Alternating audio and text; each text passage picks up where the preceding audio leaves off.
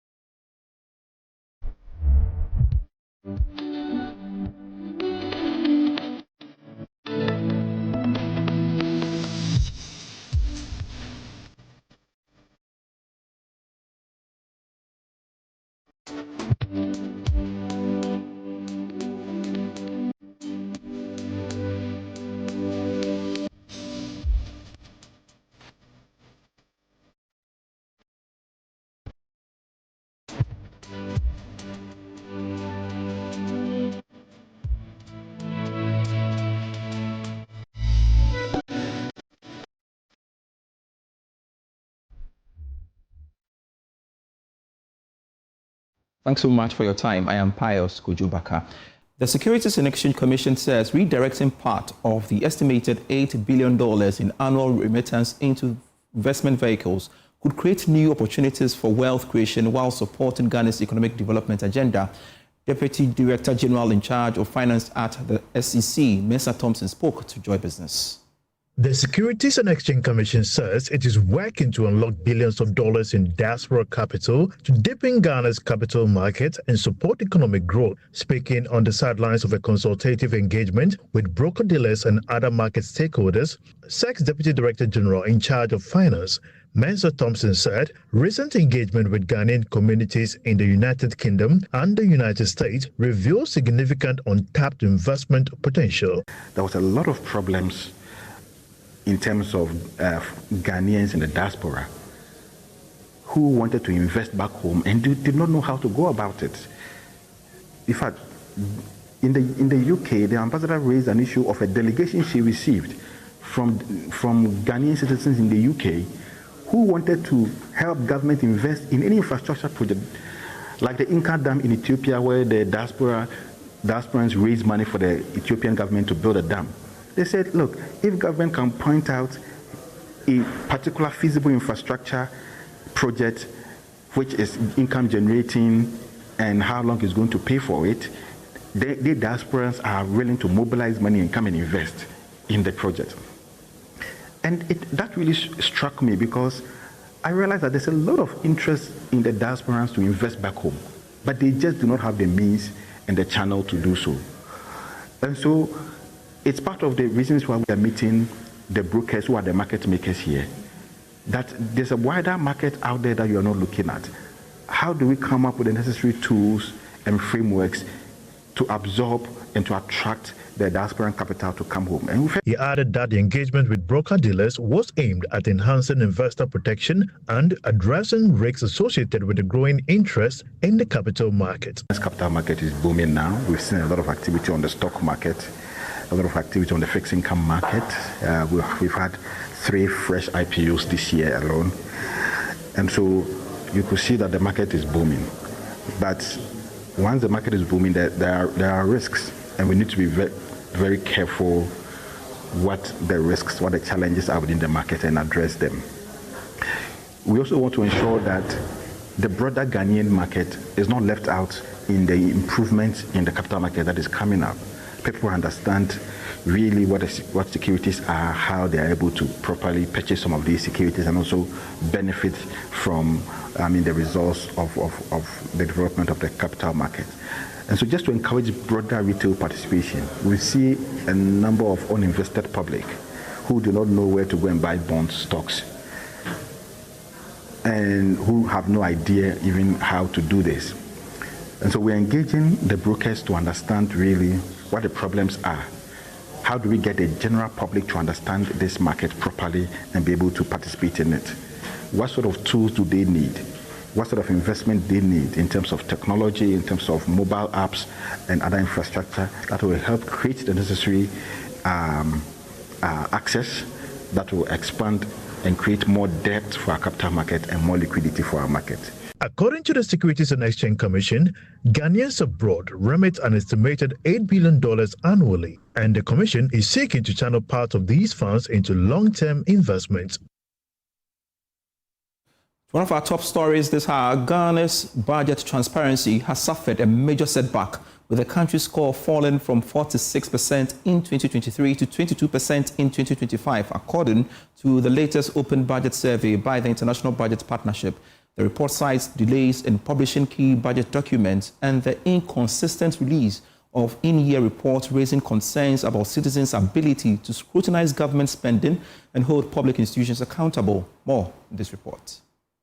Ghana's performance in budget transparency has declined sharply, according to the 2025 Open Budget Survey released by the International Budget Partnership. The report shows that Ghana's transparency score dropped from 46% in 2023 to 22% in 2025, falling well below the sub-Saharan African average of 38%. The survey attributes the decline to delays in publishing key budget documents, including the executive's budget proposal and the citizens' budget, as well as the inconsistent release of in-year budget reports. Despite the setback, Ghana recorded slight improvement in public participation and budget oversight. The country's public participation score increased from 17% to 22%, while oversight key state institutions rose from 28% to 33%. The report warns that limited opportunities for citizens and civil society organizations to participate in budget hearings and monitoring continue to weaken accountability. It also notes that the absence of an independent fiscal institution and weak parliamentary oversight remain significant challenges to effective fiscal governance. Professor Peter Quote is an economist. He joins us for a conversation. Thank you very much, sir, for making time to join us here on Business Live. The 2025 Global Survey shows Ghana's budget transparency score plunging from 46% to 22%, as we have been told by my colleague Winston Taki. Now, in plain terms, what does the 22% mean? Well, it's a very low figure. I mean, the slip, if you can look at it, it's like a 50% or more decline in our performance, and that is not good enough. I recall in a couple of years back, I was part of those doing this transparency rankings and scores, so I'm very much familiar with what goes into it. They look at all the documentations, to what extent you are transparent to your citizens in terms of reporting, in terms of getting your people informed, carrying them along, your budgetary processes, etc. So I think we can do better than what we're doing now. If I can relate this to our own institution, when the budget is ready in November, it's very difficult for us to get up-to-date fiscal information or fiscal data to write our State of Ghanaian Economy reports. Sometimes you have to write letters to the Minister of Finance and with follow-ups before we're able to get up-to-date fiscal data. As compared to the Bank of Ghana, where every now and then they update their website with all the monetary indicators, that you don't find that with the Minister of Finance. And I think that is not good enough. Citizens have to know how much budget is allocated, how much budget is being, the allocations and how much is actually being transferred, so that one can compare whether we are just paying salaries and not giving people the tools to work with. That's why transparency is key. And I think going forward, we should do better than what we are doing now. Professor Kojo, you would agree with me that audit reports are part of transparency, like you rightly mentioned. Is the Auditor General's work being published late, ignored, or limited? How does that feed into the score? Well, the Auditor General's report certainly is an audit. By the time it comes out, and it's a bit late. It's much better now. I remember in the 2000s when we're analyzing the Auditor General's report. Sometimes they are 3, 4, 5 years late. These days they are a bit up to date, in my view. So we've come a long way. What we have to do is the infractions. When it goes to the Public Accounts Committee and people are found culpable, what do we do with that? Do we just leave it there, or we punish or get people with surcharge? I think that's the last mile is what we have not been able to do very well. But I think with Auditor General's report, it could be better, but we've come a pretty long way. I see. But really, how does the score affect Ghana's credibility with the IMF, World Bank, etc.? Does it risk loan disbursement or higher borrowing costs, you think? Not largely, but it dents our image. I mean, it's not good enough. It's just not good. Let's call a spade a spade. We have to be a bit more transparent. You see, I mean, we had all this debate between the Minister of Finance and the Agri Ministry. I mean, if you were transparent, if everything was online, that debate wouldn't even start. So let's be more upfront, more transparent with our data. Otherwise, it's so opaque that people have different figures. And as analysts, it's difficult for us to really analyze trends in the country. It's difficult for us to really even advise government on the way to go. So let's do much better. This information is there. The Ministry of Finance generates this information. It's just making this publicly available at the right time. And I think they can do that easily. Most budget statements, there is a mention of a gift mix, the gift mix system.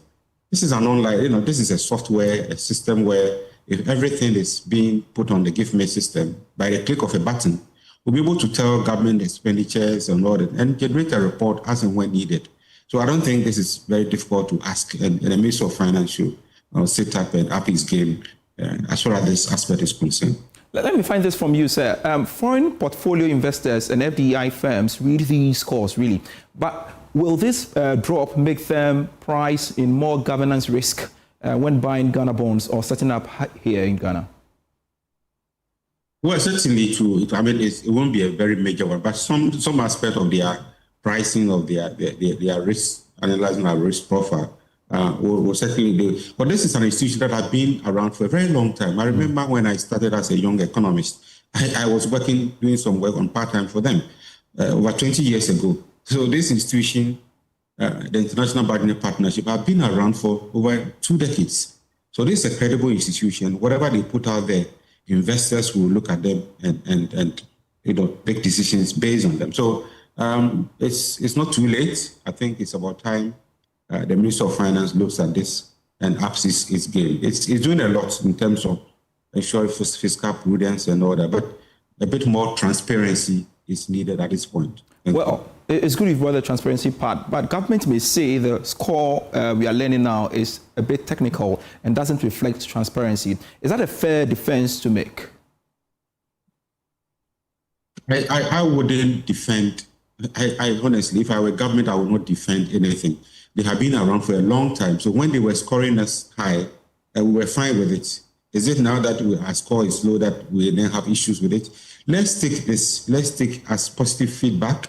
Let's take this as feedback to make us better and self-correct. I don't think it will inure to our benefit to start defending this. Nobody will buy into this. We are doing this in over 80 countries. We are not alone in this. And all the indicators are there. As I told you, I have been scoring this. I have been working with them. So I know what goes into the questionnaire and all that. I don't think it's lacking in any respect or any aspect. Government should just take this in good faith and work with it. As we wrap up the conversation, what 3 specific actions would lift Ghana back above 50% mark by the next survey? I think regular reporting, aside the budget statement that I read in November, between November and when the mid-year report or review is done, there's no fiscal data. You hardly, unless maybe the president is going to give State of the Nation address or somebody is going to give something somewhere. Nobody is fed with fiscal data. Whatever data you need, you have to request for it. And I think citizens are not being accounted to if that's the way we are approaching this. So in between, if it's quarterly, let's have quarterly data. You see, Ghana Statistical Service, every month comes with inflation figures, comes with all kinds of indicators, with reports. That is the way to go. Bank of Ghana, go to their website. The Monetary Policy Committee meets, gives its report, gives indicators. That is the way to go. We want to see the Ministry of Finance do same. Have some quarterly meetings, quarterly information, quarterly reports that are online so that at the click of a button, everybody can be informed about our fiscal situation. At the moment, we read the budget, we show we are going to appropriation, we are going to give this ministry this much, that ministry that much. Some ministries receive less than 40%. Let us know if that is what is happening so that we can judge government. There are some expenditures you cannot cut, you cannot touch. If we are underspending in certain areas, it's not good enough. And I think we need to know as a people so that we self-correct. Your quick thoughts about the finance minister's projection about the economy, exceeding 6% despite the geopolitical tensions. What do you think?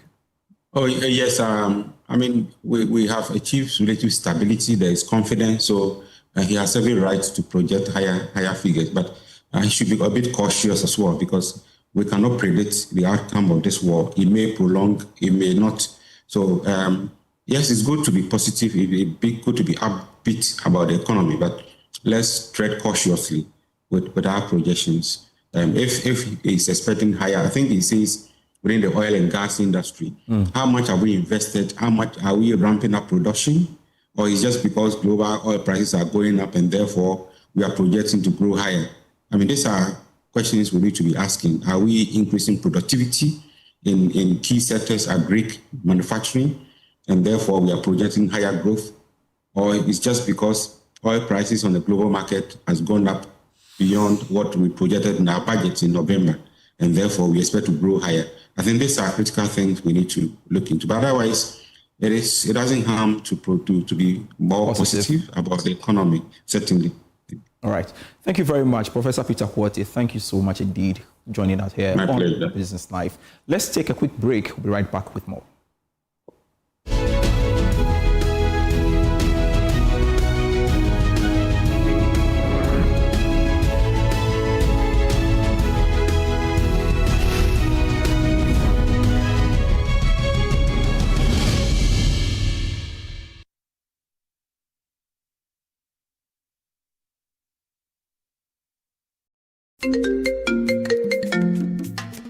Hello, my name is Pamela from Customer Service. Please revalidate your account by texting your Ghana card number to 0500,000 247. Hey, Abili, wabadim. Madam, give me the numbers behind your ATM card. I'm calling from the head office. An email was delivered across to our customers this morning. Confirm if this is your bank account. 100,100,100. Thanks for sending your bank card details. Send the OTP now to avoid cancellation. EcoBank will never call, email, send an SMS asking for your PIN, OTP, bank card, or Ghana card details. Don't get played. EcoBank, the Pan-African Bank. Hello, please, I'm calling from Customer Experience Center.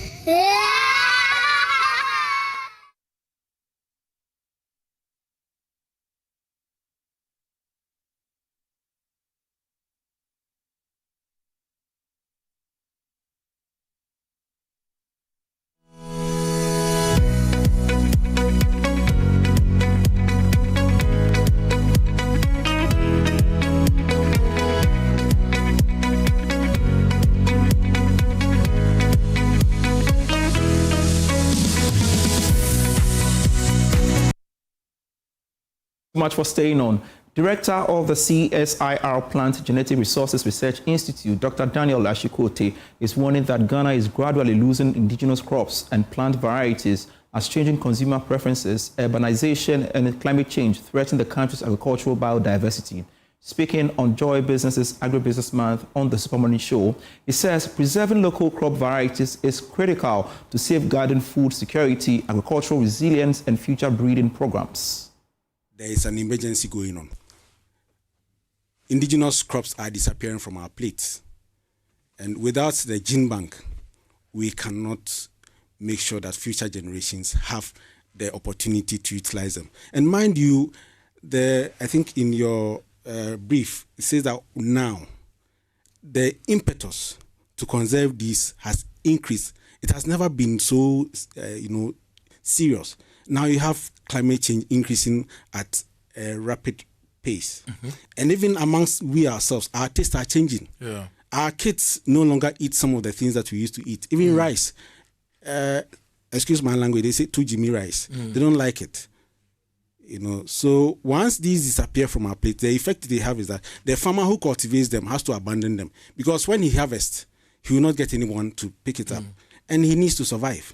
Niche foods, they are a multi-billion dollar industry. If you take, for instance, baobab, all kinds of products are being developed from baobab, including wine. Yeah. But over here, we've left it in the wild, and most of our baobab, diversity is also being lost by urbanization.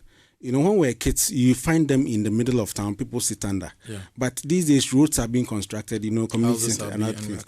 So one of the things we are doing now is also to heighten the conservation of baobab. Energy economist Akufo-Addo has cautioned that while rising oil revenues may significantly boost Ghana's gross domestic product, they cannot sustain long-term economic growth. Speaking on the marketplace, Mr. Akufo-Addo said projections of higher economic growth driven by increased oil production and revenues are achievable. However, he stressed that government must strategically invest in other productive sectors of the economy to ensure meaningful and sustainable development. Realistically, oil revenues alone cannot push or cannot sustain Ghana's growth. In every economy, government will need to make stronger efforts in investing in other sectors. And I believe if you listen to the finance minister, he did actually said that government will have to invest in certain sectors like the service sector, the agri sector. And so when you look at the revenues we are getting, it is possible that oil revenues is going to push GDP significantly, probably into double digits. However, in terms of real growth, government would have to use some of the revenue that is coming in from the oil revenues to invest in other sectors to ensure that there is real growth in the economy. The KGL Foundation has invested in the refurbishment of a ward at the Accra Psychiatric Hospital, a move aimed at creating a more dignified and patient-friendly environment while drawing attention to the need for greater support for mental health care in Ghana. Details in this report. The intervention forms part of the Foundation's broader mental health initiative aimed at creating a more welcoming, dignified and patient-friendly environment for individuals seeking treatment and support. Speaking at the commissioning ceremony, Chief Executive Officer of KGL Foundation, Elliot Dade, said the project reflects the Foundation's commitment to supporting mental health care and improving the quality of life of patients. Very important to give the Accra Psychiatric a huge facelift as part of our new mental health initiatives. I think we wanted to see how we could really change something in mental health that will make a benefit to the whole country.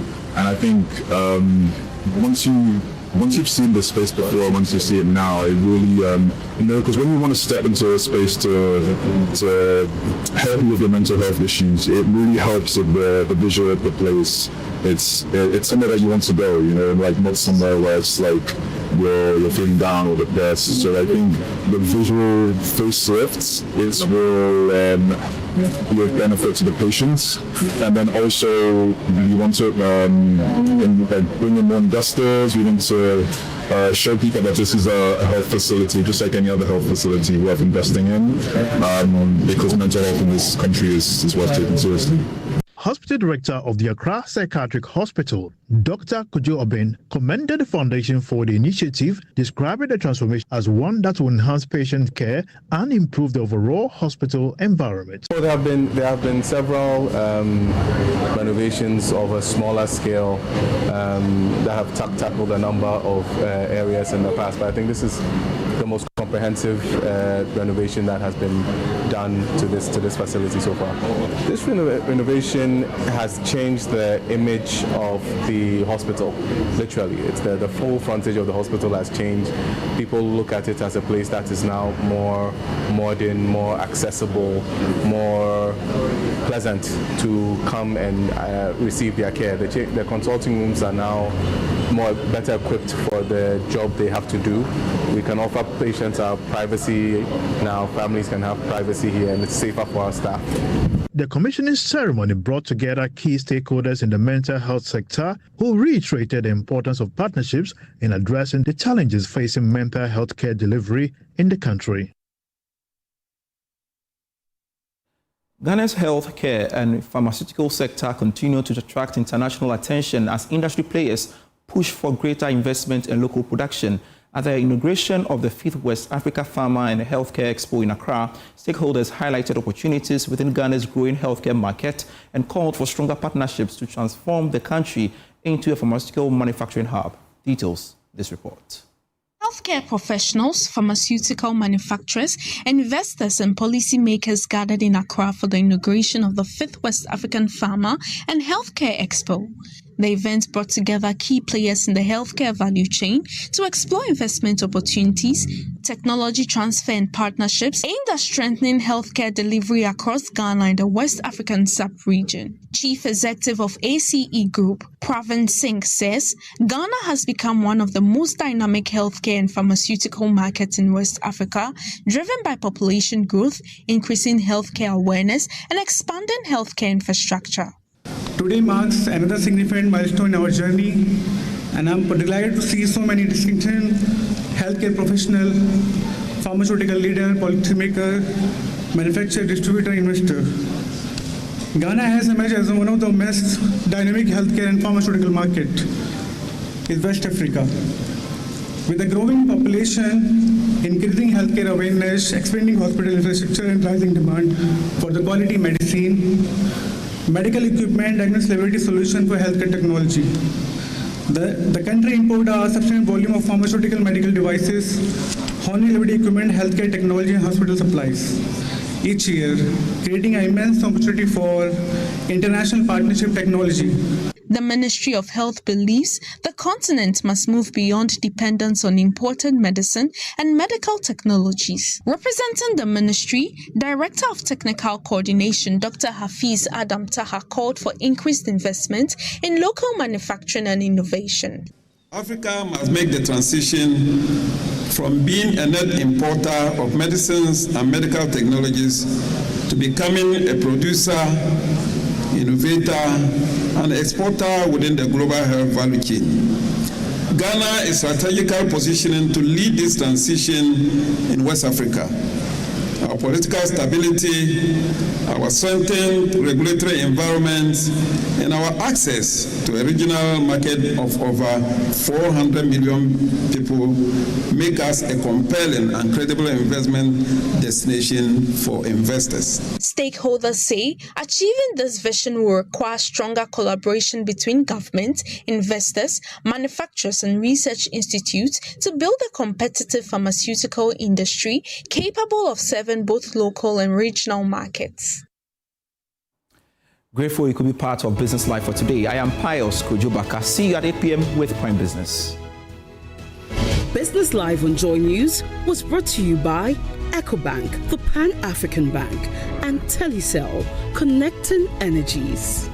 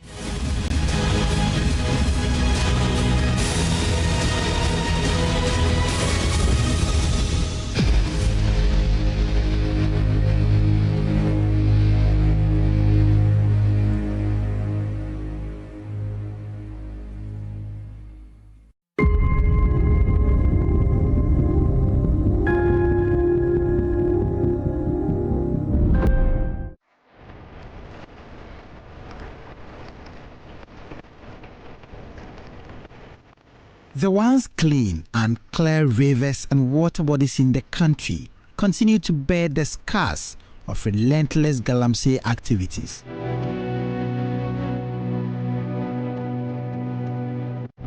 These illegal mining operations have turned clear, sparkling waters into a murky poison flows choked with toxic chemicals. The rivers, once the lifeblood of the people, are now shadows of their former selves. Their banks eroded with their death, destroyed by the creep of gold extraction.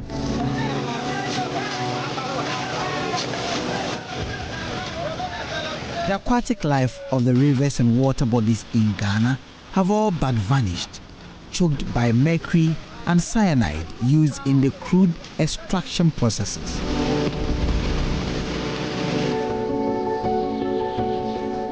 Fishermen who once relied on these rivers now stand helpless on the banks, their nets empty and their hearts heavy with the loss of their livelihoods.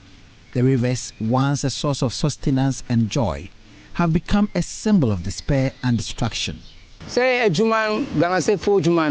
What you see are as a result of the galamsey activities that are done upstream. All the silts are washed down here. They have destroyed our livelihoods. This has left us struggling in this town. Our fishing business has gone down. All we can boast of now is empty nets.